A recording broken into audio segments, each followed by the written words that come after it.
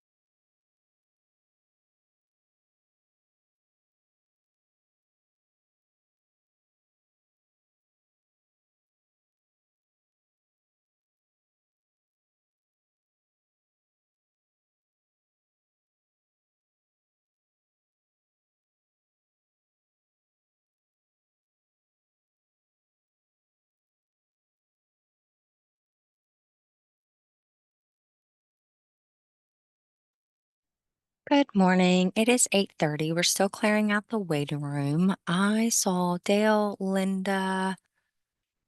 Did I miss any other TAC members logging in?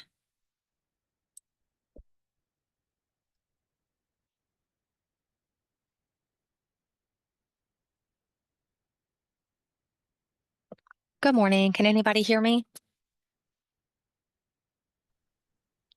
Yep, I can hear you. Oh, Yep. okay. Just making sure. It was very quiet this morning. I can hear you, Aaron. I was Okay. looking through the list here to see if there's any other TAC members on there. Just myself and Linda. If you'd like to, we can give it just a moment longer. I know it's, at least for us, it's coming back from a 3-day weekend, so my computer was a little slow getting started this morning.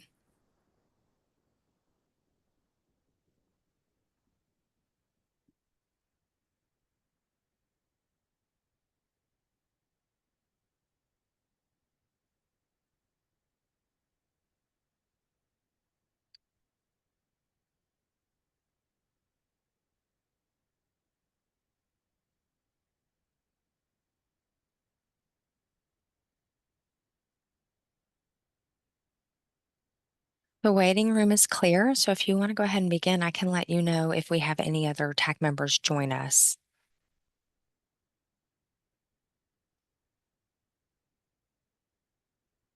Okay, I will start with old business. I think as far as reviewing and approval of September 10th minutes, we have to wait till we get a full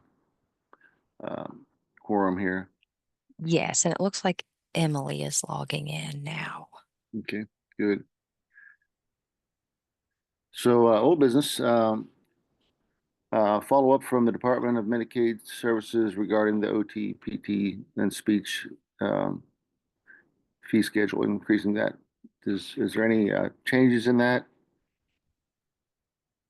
Hi, this is Justin Derringer. No, there are currently no changes with that at this time.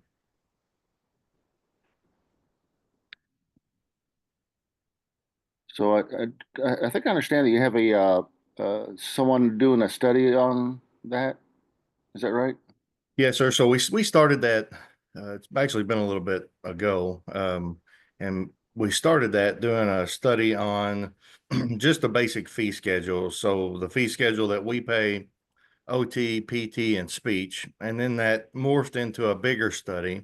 And of course, that study was, we'd actually started that study right before there was some legislation done to where we had to perform separate type of study through that legislation. So it kind of changed how we had to do that and submit then that to the legislature. And after we submitted that, we continued on with our initial research. And then we got into the fact that we had differences in what we were paying state plan services, EPSTT providers versus waiver providers. And that became very difficult. And the reason was the waiver codes were different than any of the other codes. And so they were all separate. And then we had some unique challenges with EPSTT as well. So we've had to go over all those different things in multiple different ways, came up with multiple scenarios. We still have a few outstanding things we're kind of putting together. And then, as you all know, we had the budget come out. So when the budget came out, there was no increase this year for any codes or reimbursements.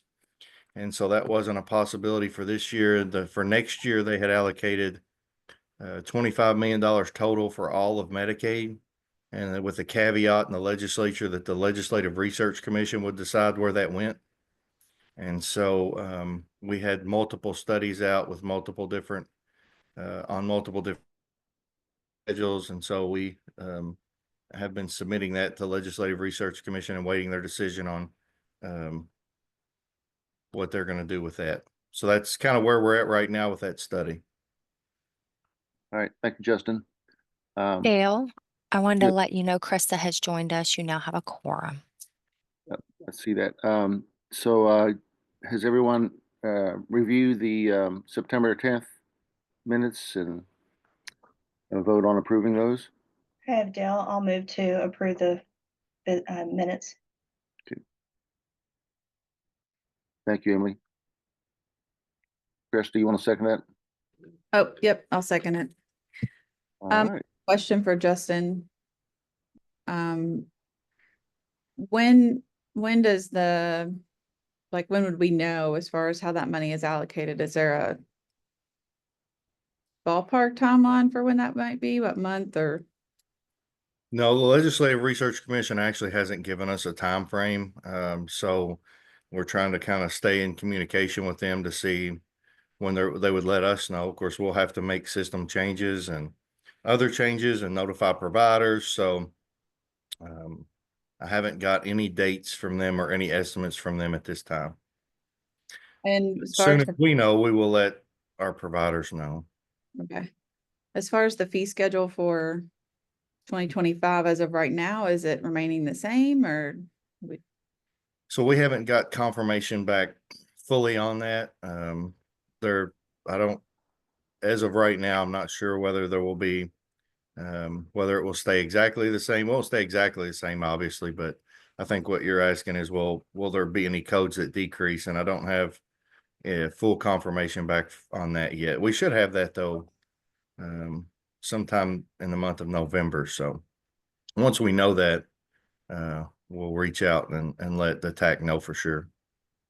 Okay, thank you. I have a question related to that, but I'm not sure if now's the time to ask or if I need to wait. Well, if it's related to that, Pam, it'd be fine. Okay, great. So CMS is proposing another 3% cut. So if we could ask what we asked last year, which was to keep our fee schedule the same and not base it on that cut. So we're asking to not have that. It's something between 2.8 something to 3%. It's part of that CMS balanced budget, cutting some of our CPT codes. Yeah, and again, there's a few cuts for multiple providers, and so we've made that request to see what we're doing with those, and as of right now, we haven't got confirmation back. But as soon as we know, we'll let providers know. And again, we should know something this month because we usually try to have those done and out by January if we can. If not, then at least by February. Sometimes CMS doesn't get us their full codes in till sometime in January.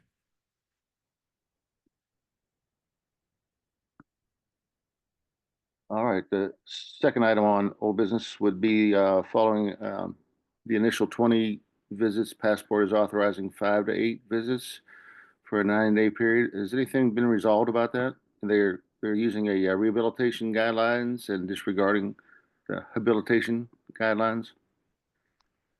This is Jeb Teichman, CMO at Passport by Molina. I can answer that question for you. Thank you, Um, Jeb. we took a closer look at therapy services for chronic pediatric conditions that we were approving back in August and noticed an increase in utilization. I'll admit that the process we rolled out was a little clunkier, and we have made some corrections. We are now the issue is not medical necessity for these services, it's frequency. We were using a table in MCG that wasn't serving the purpose for the providers, so we changed that and have now changed the process to look a little more closely at these requests, and we are now approving more than 5 to 8 visits in a 90-day period. Okay, that sounds good. So like a positive change there. What is the criteria for determining that frequency? If you have, we've done a lot of research on this. I've talked to pediatric physiatrists, and we are unable to find any kind of industry standard for frequency of visits for these conditions. If your society has such a guidelines, I would love to see them and send them. I'll put my email in the chat, and if you want to send it to me, I'd totally appreciate that.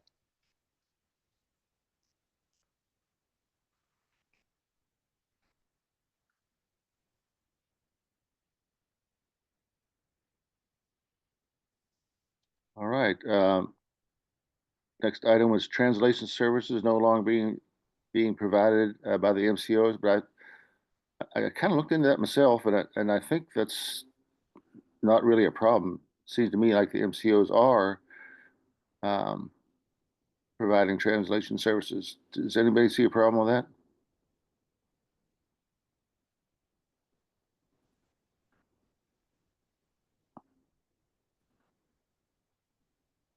Dale, good morning. This is Stuart with Owen with WellCare, and yeah, we absolutely do pay for them. I don't know if this is because a few months ago DMS talked about having a single line for everybody to call, and maybe that kind of morphed into, hey, the MCOs aren't doing it anymore, but we all are. We are.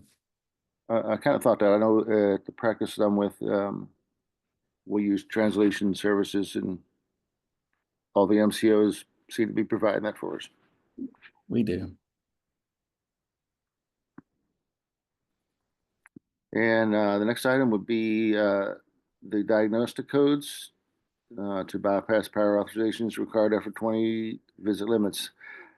How's that list going? Looks like it's probably expanded more than what I have on this Yeah, we agenda. actually have a few more that we've added. And so we're finalizing right now. We still have to go over that list with a few other partners that we are currently using for this project. So it's not finalized yet. So if you all have time to continue to review it, you still have that time. But we hope to have this project wrapped up in January and rolled out by then. So that's kind of our goal. We're working hard to get that done. We're currently waiting on some of our other partners' reviews and looking into that. But we think we'll have that done and this rolled out by January. We already have it in our system, kind of ready and go. We still have to meet with our MCO partners on it and do a few other things with some other partners before we finalize the list and move forward. But we're kind of excited about this one. We're hoping to reduce burden for you all as providers, burden for members, and give a little more clarity to that system. Sounds good. It will make things a lot easier for providers, and I think for the MCOs too. New business, Aetna Medicaid taking on to a new provider being added. I think that was Cresta, maybe had a concern about that. I think that was maybe an older one that got left on there. It fluctuates, you know, how they, sometimes it's quicker than others, but the issue, well, yeah, not paying claims because the providers aren't being added. We have reached out to our provider rep, but we get no response. So I guess anybody with Aetna, if they could let us know like what would be the best way to reach out, who to reach out to for that if our provider rep isn't responding to us. Hey, Chris, Right. this is Crystal with Aetna. I actually spoke to the provider rep last week, just checking in to make sure everything looked good. And she had spoke, I don't recall the lady's name that works with you. But she had one concern that had already been addressed. But your rep's name is Becky Bowman. Right. So if Becky doesn't respond, should we reach out to you or? Yeah, that'd be fine. Okay, can you just make sure, so I have your email, can you put it in the chat for me? Yeah. Thank you.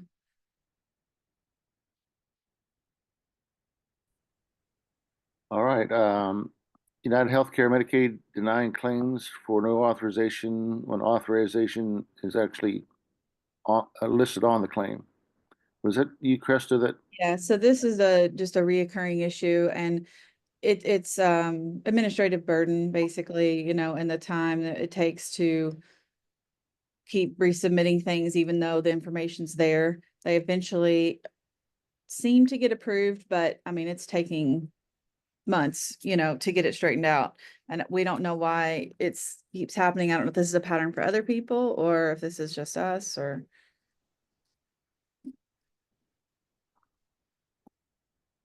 Anybody else on this meeting that's had that problem? Or I guess like what is the issue if anybody from UHC can Yeah, speak to what might be the problem? so this is Greg. I'm our COO here. Can you all hear me? Yeah, Okay, perfect. I saw this on the agenda and I'd actually reached out ahead and just said, do we have any examples of this? Um, I I wasn't able to get any. I think we just wanted to talk through it here. But that's concerning for me to hear that. So I want to make sure I understand the problem and then maybe we can offline get some examples. So sure. you're saying that we are denying a claim for no authorization. So you're getting a denial saying this claim is not authorized. However, the service has already been authorized, like you've already gotten the authorization approved? Yes, and the authorization number's on the claim. Okay. So I can get you examples if you want to send me or put in the chat your email and For then sure. I can have her send you those. My billing manager can send those to you. Okay.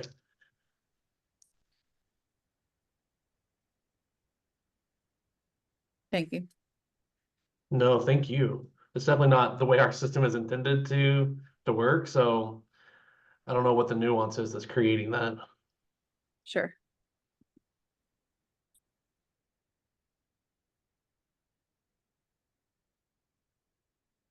All right, the next item is well carrier is not paying the CPT code 92-526 for OT.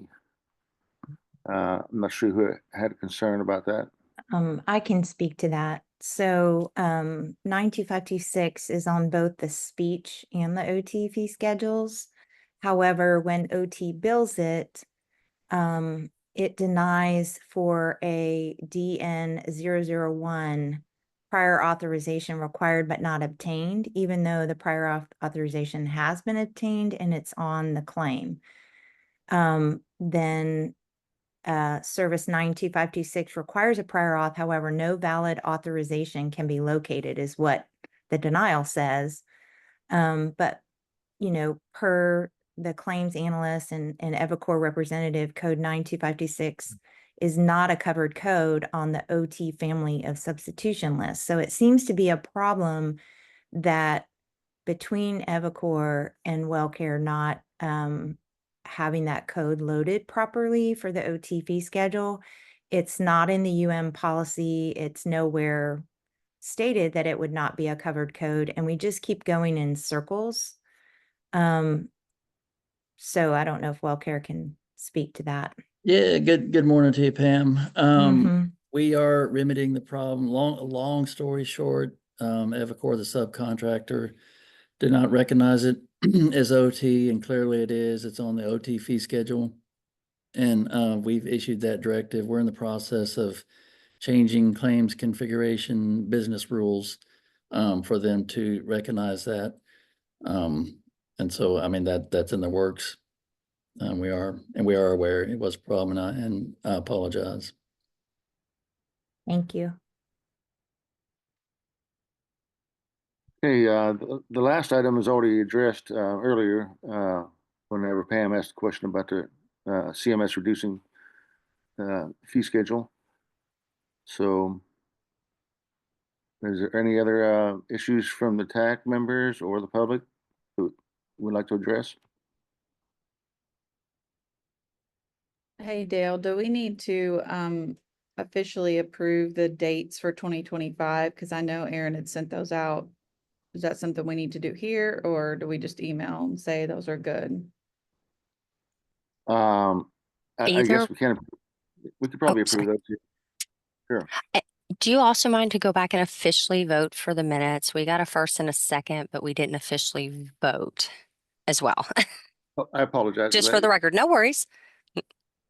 Yeah, can we have a full vote on that? The September minutes. Emily, Krista, Linda. Yes, I vote to approve. Mhm. Okay. Thank you.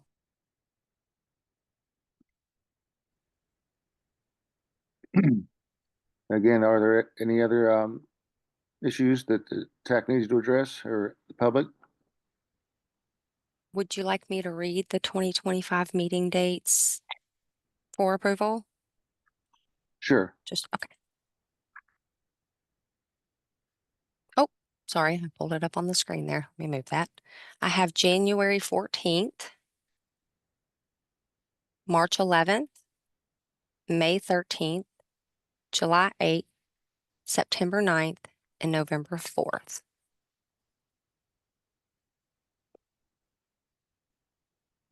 Bill, I'll make a motion to approve those dates for 2025. I'll second. Okay, we have a full vote on that. Linda? Okay. Thank you. We'll get those meeting invites out to you shortly.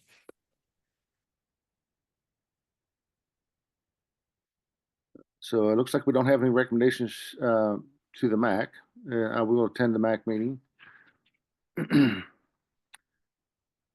And the next meeting is January 14th, 2025. I appreciate everybody being here at this meeting and all the representatives from the MCOs and Medicaid. And if there are any veterans in this group, I thank you for your service. Thank you. Thank you. This meeting is adjourned.